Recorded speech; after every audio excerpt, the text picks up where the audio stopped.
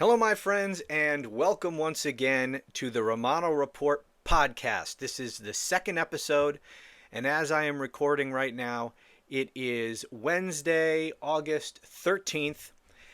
And I got to tell you, before I get to the issues I want to discuss today, I've got to tell you that I am overwhelmed, really. I'm extremely surprised, and I couldn't be more happy with the reception that this brand new channel has been met with. It has been, I'm looking at my statistics right now, it has only been 17 hours since I posted episode 1, and I had no subscribers. I had just created the channel yesterday. I created it and uploaded episode 1 17 hours ago. And we have had over 14,000 views, and we now have over 2,400 subscribers in just over 17 hours. I'm blown away. I thank you. I just want to thank you. That's it. Obviously, some of you are into the long form video format. And this is great because I've been wanting to do this. There's so much to get to, and this long format will allow me to cover a lot more ground because there's so much to talk about. Okay, so that's enough. Please help this channel to grow. Please subscribe if you haven't done so already, and recommend it to anyone who you think would be interested in this, or maybe who just needs to hear it. Okay, so what I want to talk about to begin with today is Donald Trump's attempt to rig the 2026 midterm elections. Now, he is going to pull out all the stops to try to rig it. He's not going to try to rig it in just one way. He's going to he's going to throw everything. He's just going to throw it all against the wall and see what works. And we're seeing that already. We're seeing it with his attempt to redistrict. You know, he gave marching orders to his cult members in Texas, and Greg Abbott and the state legislature are doing his bidding, trying to further gerrymander their state to try to squeeze out a few more Republican seats. That, of course, has precipitated a response from California Governor Newsom, who apparently now is going to see that state legislature also does redistricting to try to combat what Donald Trump is doing in Texas and perhaps other states. You know, and I see some people wringing their hands. Some Democrats saying, well, actually, I'm not seeing a lot of Democrats. I'm seeing some people in the media wringing in their hands, saying that this is terrible, that Governor Newsom is responding in this way.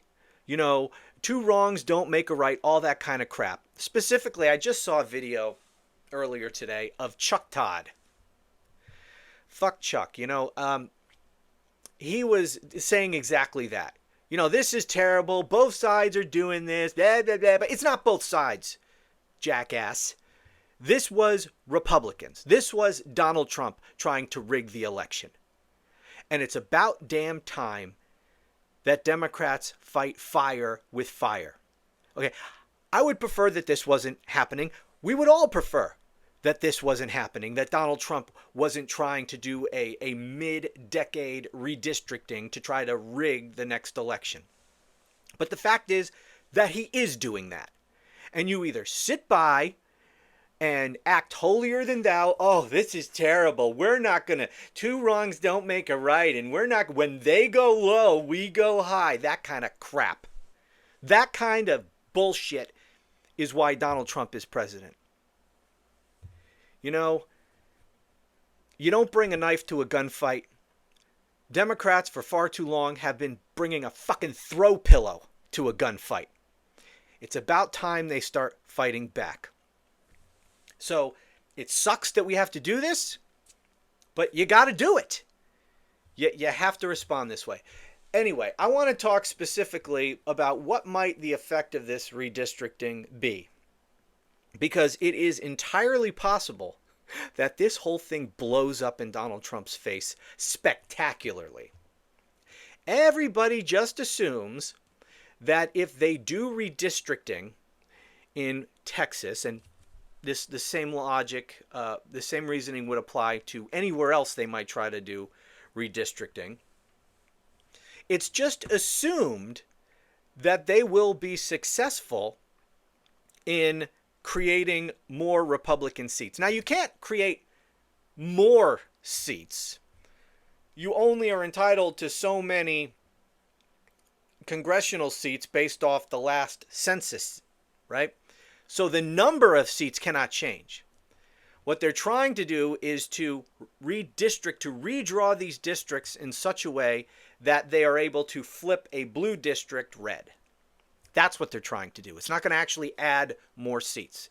What they want is a net Republican gain. And the assumption is that they'll be successful in doing that. If they just redraw the maps, then they'll be able to flip some of these blue districts red, and the red districts will remain red, right? Well, maybe we shouldn't be making that assumption, because these districts are already gerrymandered. They are drawn in such a way as to maximize Republican representation from Texas in the House of Representatives. They're already designed to squeeze as many Republicans out of Texas as possible. They've already done that. What Trump is commanding them to do is to gerrymander it even more to try to flip some of those blue ones. Well, it might not go that way, because what is going to happen is, see, those red districts are already as red as they thought that they can get them, right? So if they take a blue district if they just redraw these districts to try to flip some of the blues to red, what they are going to end up doing potentially is diluting the strength of the Republican vote in some of these currently red districts. So what they might actually do is flip some of their red districts blue. It might actually help Democrats. Now, I'm not suggesting that Democrats in Texas there'll be more Democrats than Republicans after this. No. But they might not get as many Republicans as they thought they might get, because they will, by definition, almost have to be diluting the strength of the Republican vote in some of these currently red districts. And they are also making the assumption that in the midterms, the vote and the turnout will be similar to what it was in the 2024 presidential election. And that is also a stupid assumption, because we already know that midterm elections tend to be much different than presidential elections, in which, obviously members of the House of Representatives are all up for re-election every 2 years. So they're all up for re-election during a presidential year and in an off-year election in a midterm. But we know that the voting patterns are typically much, much different in a presidential year versus a midterm election.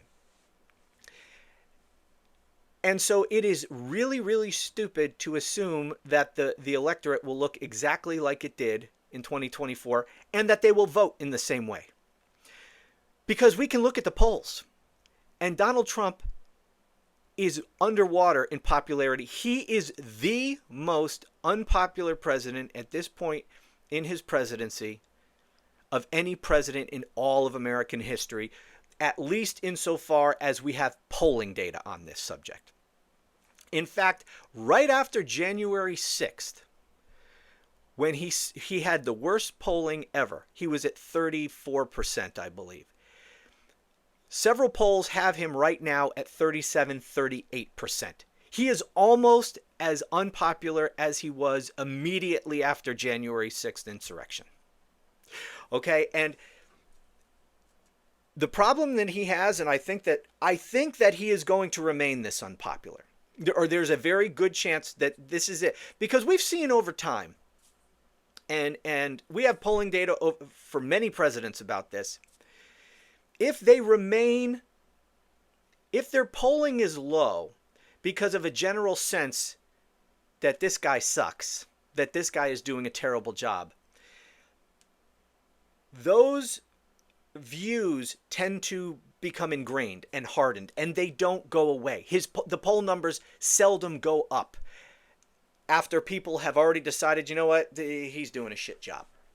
Now, as opposed to he does one thing, an isolated incident, some little scandal or some bad thing or some bad bit of news or whatever, some incident that causes poll numbers to drop. You'll get an immediate drop in the polls, but you tend to get a rebound after that incident passes or some time goes by. As opposed to what we're seeing now with Donald Trump, which is just a general acceptance of the fact that this guy isn't doing what we thought he was going to do. Not you or I thought. We all knew that this was going to be a disaster. But there are many people who thought that he would do the things that he said he would. That he would end the war in Ukraine in the first 24 hours. That he would bring the price of groceries down starting on day one. And on and on and on. People thought, boy, I apologize for the itchy nose. But people believed lies like, oh, he's gonna make free in vitro fertilization treatments available to everyone. Ridiculous lies like that, which, by the way, we found out, surprise, surprise, they've announced, yeah, we're not doing that. So the point is that people have soured on this guy because they realize, yeah, he's a disaster. He's not doing what he said. The economy's not getting better, and on and on and on. The list of horribles is, in fact, a list of horribles, and it is the totality of all that has driven down his poll numbers. Like, really, starting from day one, it's just been a slow, steady decline. And the slow but steady erosion of his support is what tells me that this might be permanent, as opposed to like a precipitous drop and then a rebound. So the point is, he's horribly unpopular. He will probably be even more unpopular by the time the midterms roll around. And it would be foolish in the extreme for Trump and these Republicans to assume that Republican candidates will get just as much support in the midterm elections as they did during the 2024 election. I can pretty much guarantee, I'd bet pretty much everything I own, that there's not a chance in hell that that's going to happen. Everything is making it appear that this is going to be a big wave election, even despite Trump's attempts to rig it. And really, recently, midterm elections have tended to be pretty big wave elections for the party out of power, except for during Biden's midterm. Remember, there was supposed to be a huge red wave, and they just barely took control of Congress. So, when you consider the fact that Donald Trump is going to be an enormous drain for all these Republican candidates running during the midterm elections, and when you consider the fact that they will almost have to dilute the strength of the Republican vote in these red districts in order to try to carve out more Republican districts, they could potentially flip because of their own stupidity. They could actually create a situation in which Democrats are able to flip districts that are currently red to blue because of Donald Trump. Remember, and never forget this, because I know you all know this, but judging from what I hear people say, some people seem to forget it. Don't forget it. Donald Trump is a blithering idiot. He is a really, really stupid guy. But he is the leader of a cult. He is, he is not to be questioned. And if he tells these people, his cult, to further gerrymander and redistrict, they're going to do it. Even if some of them go, to themselves, how the hell are we going to do this? We're already gerrymandered out the wazoo. How are we going to squeeze more Republicans out of this? They're never going to say that to him. So they're going to do what they're told. And they may all suffer for his stupidity. He might actually be helping Democrats in all of this. Or at the very least, it may very well turn out that their pickups aren't nearly what they expected them to be. And by the way, even if they are somewhat successful in carving out some additional districts that Republicans are able to win, 1 or 2 seats, 3 or 4 seats, spread across the country, if they're able to do that, that's not going to have, they're not going to maintain control of Congress just picking up a handful of new seats if this is a wave election, which it almost certainly is going to be. These wave elections typically see a change of 20, 30, 40 or more seats. If Democrats pick up 30 seats, for example, a half a dozen new seats from all this gerrymandering and redistricting isn't going to make a difference. It's not going to save Republicans from losing, at the bare minimum, the House of Representatives, which is what I think is going to happen. But Donald Trump will do everything he can to rig this election, and redistricting is not the only thing he's going to try to do. In fact, I have another video that I just will be coming out on my main channel, in which I talk about something else that I think might be a lot more effective for him in rigging the election. So please check that out. But the point is, he's going to try everything. And Democrats better be prepared. They better be prepared. And let me tell you something. Here's a bit of advice. I gave this advice in the 2024 presidential election. Of course, my audience isn't nearly enough to make a difference. But my advice was this. Do not vote by mail. Do not vote by mail. Unless you have no other choice. If you have no other choice, vote by mail. But when you vote by mail, there's all kinds of different rules attached to the counting of mail-in ballots.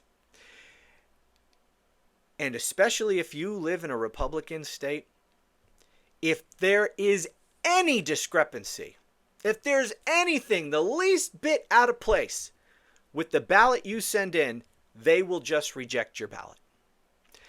So when you go to vote in person, say you got a computer system and you select your candidates and you hit the enter button or whatever, or you got a little Scantron thing, you color in your little ovals and you feed it through, that's it. But when you vote by mail, often you got to sign here, you got to sign there, there's multiple signatures, you may have to fold over, seal the envelope and then sign across the seal. If you forget to do that, they're going to throw out your ballot. If you forget one of the signatures, they're going to throw out your ballot. If you forget to date it or you put the wrong date, they're going to throw out your ballot. If you forget to provide some identifying information that it calls for, they're going to throw out your ballot. If you use the wrong color ink, they're going to throw out your ballot. And on and on and on. So if you can possibly avoid it, don't take the chance. And I know we're 18 months away. I'll talk about this more as we get closer. But we know that a lot of mail-in ballots were just simply thrown away, never counted, for exactly the reasons I laid out. The best thing you could possibly do is vote early in person if that's allowed in your area. Vote in person, but before Election Day. That way you avoid some of the stunts that Donald Trump and the Republicans might try to pull on Election Day to suppress turnout, which I think he's going to do. You can avoid that by voting in person early before Election Day. Anyway, we'll talk more about that later. But the point is, Donald Trump is a moron.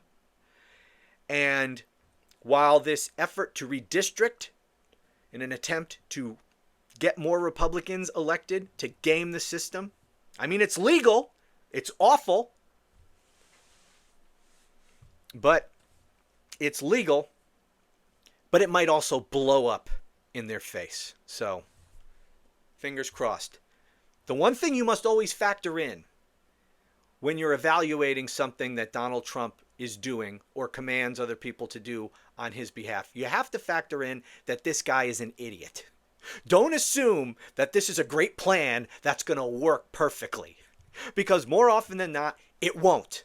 Because he's an idiot and he's surrounded by yes men and women who will never tell him, sir, that's fucking stupid. They will never say that to him, right? You know, these are a bunch of people who tell him his farts smell like roses. By the way, that would be a good money-making scheme for him. You know, the cult will buy anything. And I have suggested in the past that he should sell little vials of his own urine because they would snap that shit up. You know, his cult would love to buy little vials of his urine. They'd wear it around their neck. They'd turn it into a necklace. They'd all be walking with little urine vials around their neck. But if he could somehow bottle his farts, that might be another money maker. Anyway, point is, he is surrounded by people who will never tell him that something he wants to do is not a good idea. So any stupid shit that pops into his head that he thinks is brilliant, he's going to do. And he's going to order other people to do. And nobody's going to tell him no. So if he tells Greg Abbott in Texas to redistrict, then Greg Abbott's going to redistrict. And he's going to get the legislature's going to do what he says. And they're all going to get in line because the cult leader told them to. No matter how stupid it might be. And maybe they're successful. Maybe they're successful. And it'll work just as they plan that it will. But I don't think so. I don't think so. The guy's an idiot. So let's talk about what a joke of a country we have become. I mean, I often wonder what people in other countries think of what's going on here and what we have become. And I hear from a lot of them. I have a lot of viewers from other countries to my YouTube channels, for which I am immensely grateful, by the way. And some of them give a great deal of perspective in some of the comments they leave on the videos to so that I better understand what the rest of the world thinks of us. And for the most part, it's exactly what you would expect they think of us. It's what we pretty much think of us at this point. We're a freaking laughingstock. It's a joke. This is an embarrassment, what is going on in this country. On top of it being, you know, we are descending into full-on authoritarian fascism. But it's also so clownish and so buffoonish in so many ways, because this entire fascist movement is in the mold of its cult leader. And Donald Trump is a clown. He is a buffoon.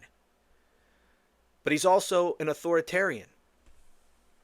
So in his authoritarian actions is also a great deal of stupidity and buffoonishness. And we see this playing out not just with him, but his entire administration. Everyone in this movement, they're all a bunch of freaking clowns. I want to show you a clip here. I can't believe this is even real.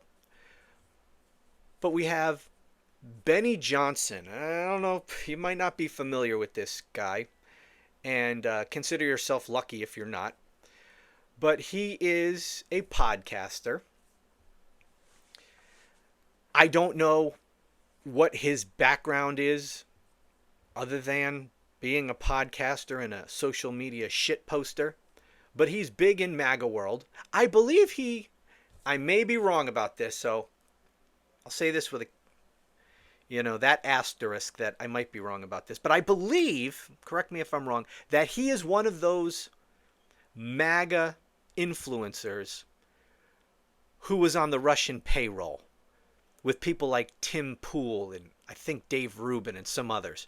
I think Benny Johnson was one of those. And as I said, I don't know what his background is. I don't know what his education is. I don't know what kind of work he did, if any, before becoming a MAGA influencer, shit-posting podcaster. But that's all I know about him. But that's what he is now for sure. Just telling the cult what they want to hear for money. And just typical stupidity that comes out of this guy. Nothing intelligent. Of course, if you're trying to appeal to the Trump cult, being intelligent is not going to work in your favor. So if you are intelligent and you're trying to appeal to this group of idiots, you have to pretend that you are as stupid as they are. Now, Donald Trump's part of the key to his success is that he is every bit as stupid as they are. It's not an act with him. But some of these other people, and you've seen it over the last decade, people who you know are not stupid, sounding stupid in order to appeal to these people, like Ted Cruz, right? He's an awful human being, but he's not stupid. But he pretends to be. I mean, he says really stupid shit in order to appeal to these people. Another one would be Louisiana Senator John Kennedy. I mean, Ted Cruz, for example, went to Princeton undergrad and went to Harvard Law School. Not a stupid guy. John Kennedy, I believe, went to Oxford. I mean, he's not a stupid guy. But man, if he doesn't sound like an idiot, he already has an accent, Southern accent, I guess Louisiana accent.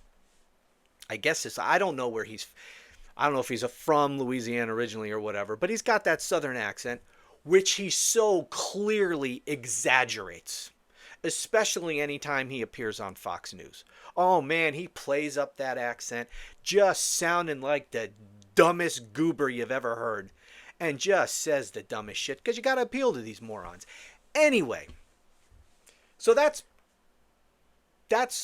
what Benny Johnson does. He appeals to these fools. I don't know if he's intelligent in any way, just appealing to stupid people, or if he is one of them. Regardless, he's a clown. And there's video of him, I guess in the White House briefing room, with the press secretary, Caroline Leavitt. Ugh. Again, we're a joke of a nation. Caroline Leavitt, press secretary. Anyway, Benny Johnson is there. I guess he's a serious journalist now, shitposting Benny. He's there, and he asks a question of the press secretary for the President of the United States. And the seating arrangements in these things matter too. The most preferred people in the press pool, get the prime spots right up front. And you can see that Benny Johnson is like an almost just arm's length from the press secretary. So he's there. Just the fact that he's there shows what a freaking clown show this whole thing is. But listen to his question. Let me pull it up here for you. Here is Benny Johnson and Caroline Leavitt. Will the president consider giving the Presidential Medal of Freedom to Big Balls? I haven't spoken to him about that, but perhaps it's something he would consider. Okay, I just want to hear that again, because it's almost unbelievable. will the president consider giving the Presidential Medal of Freedom to big balls?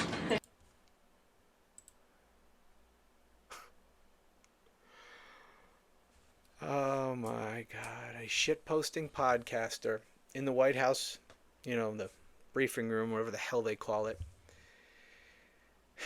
with a plum seat right next to the press secretary asking, will the President of the United States give the Presidential Medal of Freedom to big balls? I don't think we have to wonder what the rest of the world thinks of us. Now let's talk a little bit more about the blithering idiots of the Trump cult. Because one of the things that keeps them stupid, and really it's ignorant, although many of them are in fact stupid. I do appreciate the difference between stupidity and ignorance. I generally speaking though, just use the catch-all, just stupid to refer to all of them. I know that not all of them are necessarily stupid, but nearly all of them are breathtakingly ignorant because they live in information bubbles of their own creation. People now, as you know, can choose what kind of information they get. And these morons choose to get all their information from places like Fox News or Newsmax or OAN or from the Benny Johnson podcast or whatever the hell it is, and places like that. They choose that, and they listen only to people who tell them what they want to believe. And that's all you get on Fox News and all those places. And any information source that tells them anything other than what they want to believe, they just reject. They have learned well from their orange god king just to reject anything that they don't like and to call it fake news and just to dismiss it. If anyone tells you what you don't want to believe to be true, they're lying to you. That's how they view all information out there. So they create these media bubbles, these information bubbles for themselves to live in. And nothing else penetrates. And if something does somehow slip through the cracks, it's immediately rejected as fake news. Now, one of their sources of information for many of them is Truth Social, Trump's social media platform. And, he tells them what it is that he wants them to read or listen to. And I'm going to give you an example of the kind of stuff that he puts out there for his cult to read, to the extent that they can read. And this has to do with his takeover of Washington, D.C. So one of the things, he goes around and he scours the people that kiss his ass, and he reposts things that they have posted that he wants to share with his cult. And so he's going around just reposting people who are saying that this takeover of Washington, D.C., oh, there's nothing wrong with it, and oh, this is brilliant, and oh, this is great. And so he posted a bunch of that stuff. And one of the things he posted was an article from Hannity.com, Sean Hannity's website. So let me show you this. This is what was posted on, this article was linked by Donald Trump on Truth Social. Sorry. There we go. You can see that a little better. Bear with me. Okay, there we go. There you can see Sean Hannity. Post op-ed, Trump's takeover of D.C. policing is entirely sensible and a win for the people of Washington. So you can just imagine what this article sounds like. Okay, I got to waste your time reading any of this to you. And you can notice here that it was posted yesterday by Hannity staff. The Hannity. So we don't know exactly who wrote this. We know it wasn't Sean Hannity himself. It was someone on his staff who probably just, it says by, whatever. Doesn't matter who friggin' wrote this. The point is, this is where the cult gets their news and information. So to them, an article on the Sean Hannity website is a legit source of news. The New York Times, hell no. Of course, I'm not sticking up for the New York Times, by the way. The New York Times, like so many of these corporate media outlets, have completely given in to this guy. So they don't dare, a lot of them, do any negative reporting. Or they're just so mild in their criticism because they're worried that Donald Trump will go after them.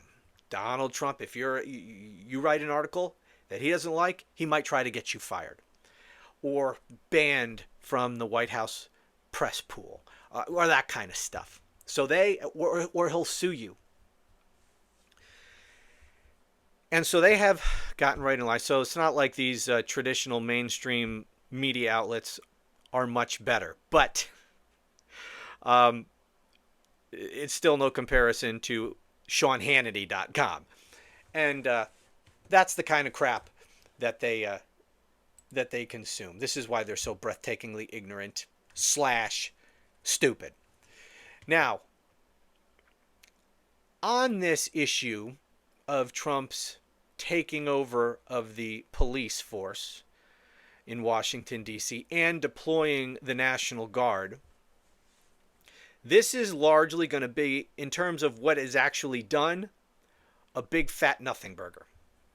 Just like it was when he deployed the National Guards and the Marines to Los Angeles. In terms of what they did, it was a big fat nothing. They mostly just sat on their asses, bored out of their minds with nothing to do. Sending them there was the point. Using them for props was the point. Donald Trump actually sending them there against the governor's wishes was the point. Not to actually do anything. Just defying the governor and acting like a dictator was the point. So deploying them there was the entire purpose. Same too with deploying the National Guard to Washington, D.C. and taking over the police force, which he's legally allowed to do because Congress gave him the authority to do it. You know, Washington, D.C. is not a state. It's a federal district. Congress has absolute control and can legislate over Washington, D.C. And in their infinite wisdom, as they have done on with so many other issues, they gave the president the authority to federalize, to take over the Washington, D.C. Metropolitan Police Department if he, in his sole discretion, believes there's some sort of an emergency. And of course, there is no emergency, but it doesn't matter. All he has to do is say there's an emergency, and he can take them over because Congress has given him the authority to do it. So as authoritarian as all this is, it's actually legal because Congress made it legal. And we see this in so many other areas with the tariffs. Now, I'm not saying the tariffs are legal, but because there's nothing in that statute that Trump cites as giving him emergency powers to do these tariffs. There's nothing in that statute that gives him the authority specifically to impose tariffs. So I don't think it's constitutional at all. But the Congress has given the president in many, many areas, including the Insurrection Act and all these other kinds of things over the years, broad, ridiculously broad authority on an emergency basis if the president, in his sole discretion, determines that there's an emergency. Now, this particular statute, this home rule statute that gives the president the authority to go into Washington, D.C. and take over the police department, It's only for 30 days, and then if he's to continue, Congress would have to approve it. We'll see if that happens or what. But anyway, just like in Los Angeles, actually doing anything with the National Guard is not the point. More than likely, they're not going to do much of anything. Just like in LA, they're going to sit around on their asses doing pretty much nothing. The point was what happened when he had his press conference. The point was to say that Washington, D.C. is crime-ridden, and only he's going to come in to protect the residents of Washington from all these criminals, and that he's going to do this, and he's going to act like a dictator, and he's going to take over the police force. And that was the point, to say he was going to do it, and then to deploy them there. But they're there now. And what are they doing? Well, surprise, surprise, most of them appear to be doing a whole bunch of nothing. Let me show you a clip that ran on CNN about what's going on with the National Guard in Washington, D.C. Check this out. Here and see if we can't to show you a little bit more of this visual. Again, this is, we have been told about the increased federal law enforcement presence in the city, and this is really the first major visual that we have seen. You have some onlookers coming and kind of asking these people questions and posing for pictures, and we're going to see in earnest what the National Guard presence is going to be in the nights and days ahead. Okay, this is a freaking joke. Let me rewind this just a little bit. Look at, there we go. There they are. There's some National Guardsmen. And right here is the Washington Monument. This is a tourist area. Does this look like a high crime area to you? This is what they're doing. The whole thing is about the optics of it. The whole thing, and again, it's about two main things. It's about conditioning the American people to accept Donald Trump deploying the military to American towns and cities and states, to try to condition them to thinking that's normal. That's the new normal. The military on the streets of America. That's the new normal. That's what he wants to normalize, so that he can put them in position wherever he wants to, whenever he wants to, without any pushback for whatever nefarious purposes he has in mind somewhere down the line. That's one thing he's doing. And he was always going to do this, by the way. But the timing, why did he do it now? The reason he did it now has everything to do with Jeffrey Epstein. It's all about the cover-up. It's all about distraction. Now, I've been talking about this over the last couple of days, that it's all about Epstein. It's all about the distraction. I made the point that it's about multiple things, but the timing is all about Epstein. Because people are like, wow, this is Project 2025. It has nothing to do with Epstein. No, you're wrong. Yes, using the military, Project 2025. He was always going to do this. Absolutely, 100%. But the timing, the reason he's doing it now, you can kill two birds with one stone. You can do one thing for multiple reasons. And that's what's going on here in Washington, D.C. And the timing is all about Epstein, because nothing he has tried so far has worked. And I don't think this is going to work either.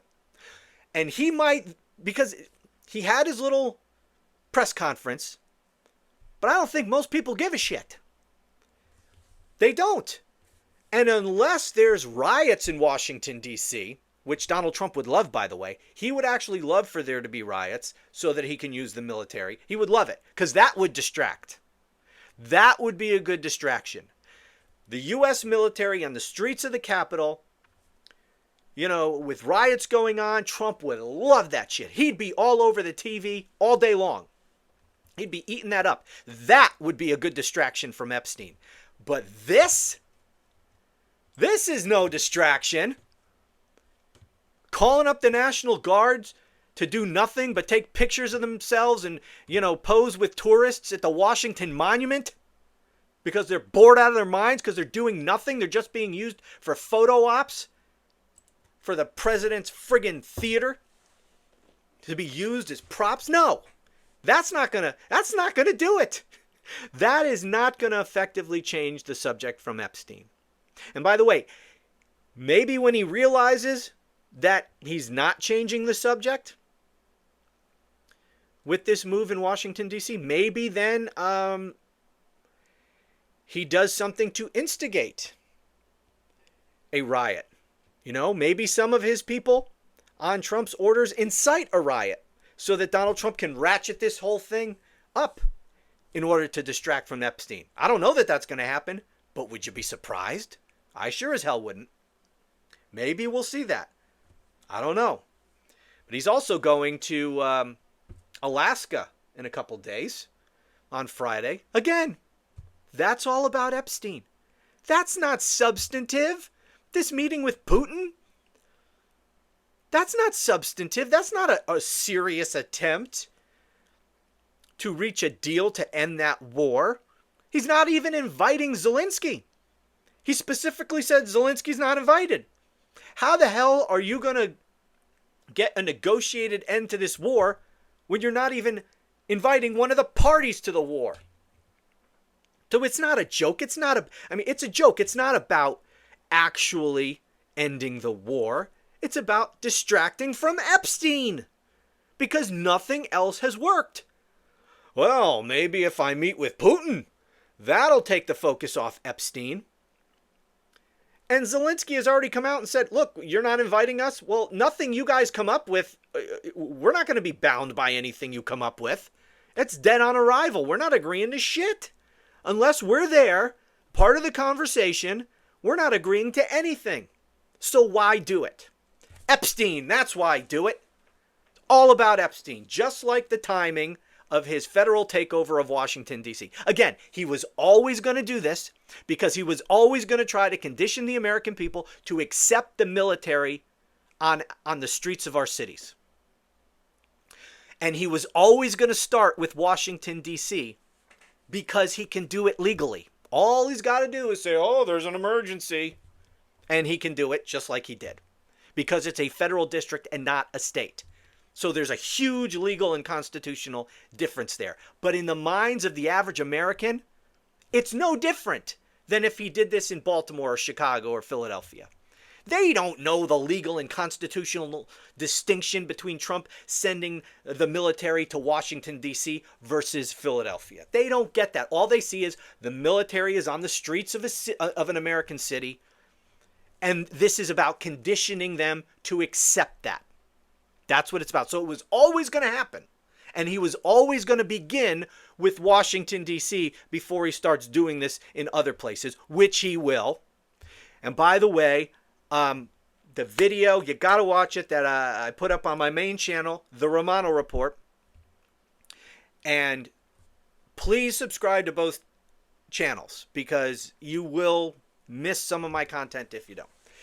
But I go into some depth about how he is using this as the predicate for rigging the midterm elections. So please check that out. I'll link to that video in the show notes below. But it was always going to happen. It was always going to begin with Washington. But the timing, all about Epstein. So don't take the bait. I'm not saying ignore this as an issue, but don't let him distract you. Epstein, Epstein, Epstein.